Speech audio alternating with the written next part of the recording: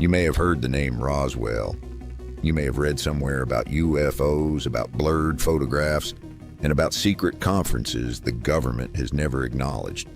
But what few have ever told you is that behind all the theories and all the debates, there was once a secret conversation between humans and an extraterrestrial being. And in that conversation, something was revealed, something that, if true, would change everything you thought you knew about life, and perhaps even make you realize that death is not as terrifying as we've always believed. So fasten your seatbelt as we dive into today's mystery. But first, you'll have incredible luck if you like and subscribe before this video ends. Within the European circles of research into UFOs and extraterrestrial life, there is one name that nearly everyone knows: Maximillien De Lafayette. For more than half a century, this man has published hundreds of books covering a wide range of subjects from cinema and into quantum physics and artificial intelligence. But what stands out most are his writings on extraterrestrials and the hidden connections they are believed to have with Earth. He asserted that the objects humanity refers to as flying saucers were in fact not vehicles of transport at all, but multidimensional time machines, capable of moving not only through physical space, but across timelines themselves. And the beings commonly known as the small grays, with their pale skin, emotionless black eyes, and lack of facial expression, were not living organisms, but artificial biological entities designed to carry out missions in the harsh conditions of outer space. How could he possibly know all of this? To find the answer, we have to go back to the year 1947, to the moment of the Roswell incident, where he was one of the scientists granted direct contact with the extraterrestrial being. In the summer of 1947, as the United States was still recovering from the aftermath of World War II, a violent thunderstorm swept across the White Sands Missile Range in New Mexico. This area had long served as the strategic hub for the U.S. military's missile development, where hundreds of captured German V-2 rockets had been received and modified after the war. But in the midst of the storm, something unusual happened.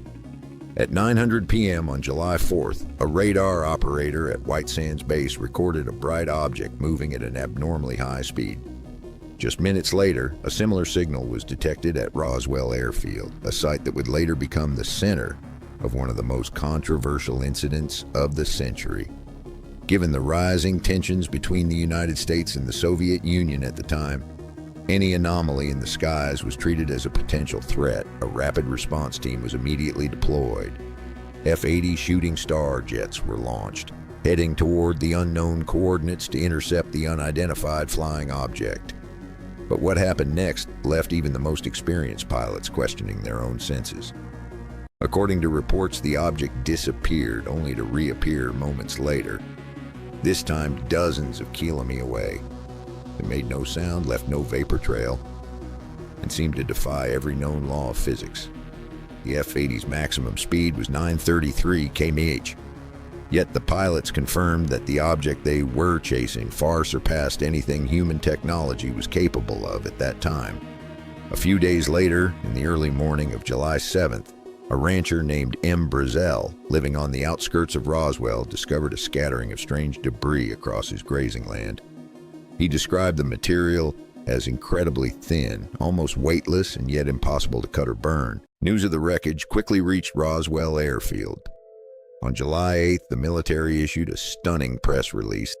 The United States Army has recovered a flying disc that crashed near Roswell. The announcement sent shockwaves across the country. Local newspapers printed the headline in bold. People talked of little else. Researchers and skeptics alike were left speechless. But just 6 hours later, the U.S. military abruptly convened an emergency press conference and issued a retraction. It was not a flying disc, but merely a weather balloon. And then, like a heavy velvet curtain slowly descending over a stage, the story went silent. The newspapers stopped reporting. Radio broadcasts were edited. Those involved became strangely quiet.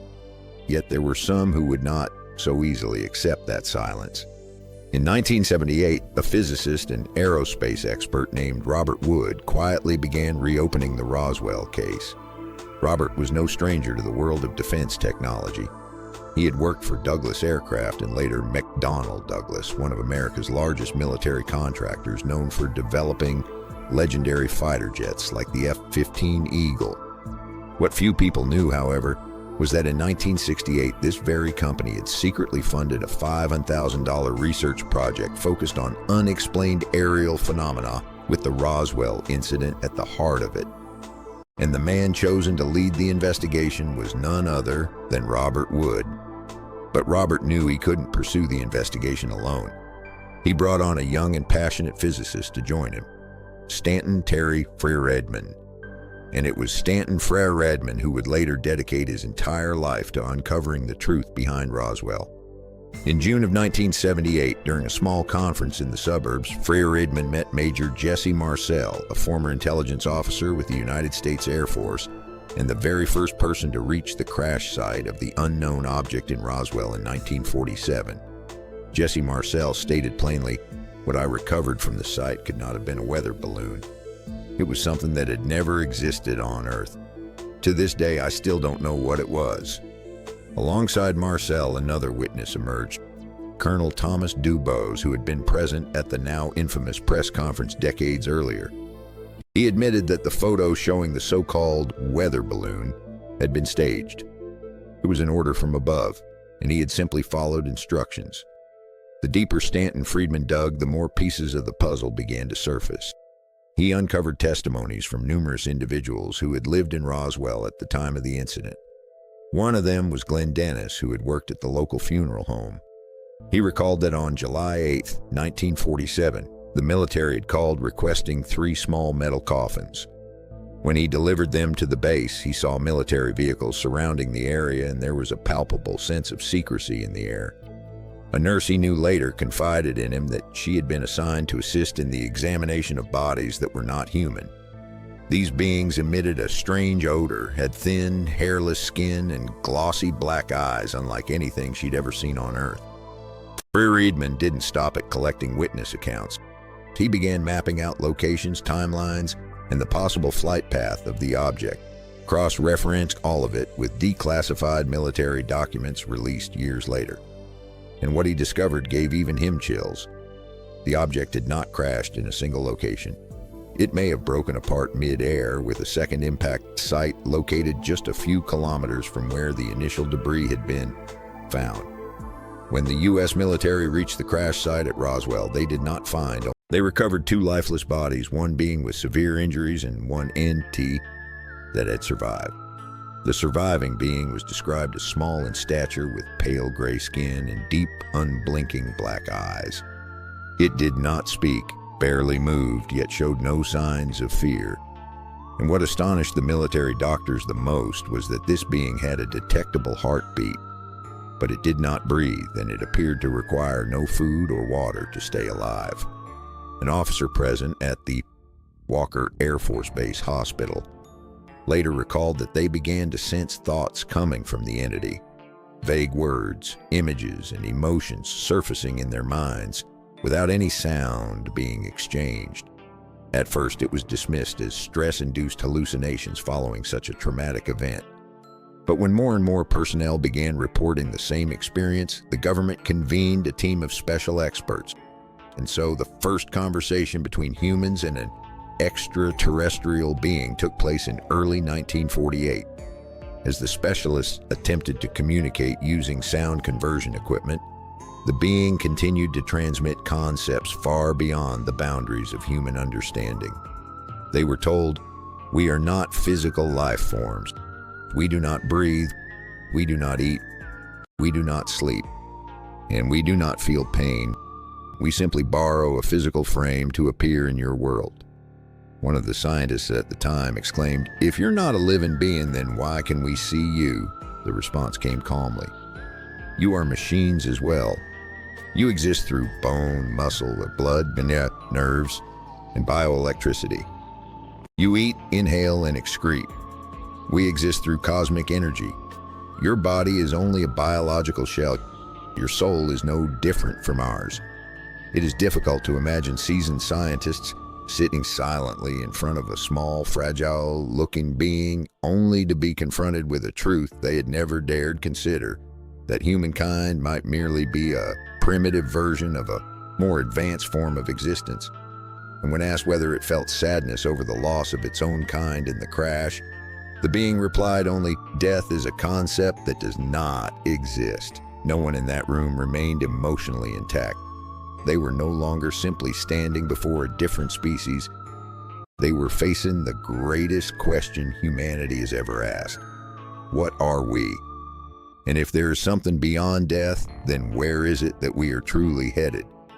According to the confidential manuscripts revealed by Maximillien De Lafayette, the being from beyond the stars made one thing very clear. We did not just arrive on Earth. We have been here for a very long time, and we are not here to observe. You are not an experiment. We are here to help you pass through a critical stage in your evolution. According to them, the universe is home to countless forms of life, countless civilizations. But there are also souls that fail to adapt to the supreme spiritual laws of balance, compassion, and reverence for life. These souls instead choose to act from base instincts, waging war, creating division, abusing knowledge to dominate, and using technology not to heal, but to destroy. And for that reason, a decision was made at the highest levels of the universe. Earth was chosen not because it was special, but precisely because it was isolated, distant, and harsh enough to serve as a proving ground for misguided souls. Earth was selected because it holds a rich ecosystem, diverse climates, terrains, and species, creating the ideal conditions for each soul to face hundreds of thousands of different situations. In these experiences, the soul is meant to learn emotional balance, to rise above desire, to confront fear, and ultimately to realize that existence is not merely material. According to the alien being, time on Earth moves much more slowly than on other planets. This is not a physical discrepancy, but a spiritual mechanism.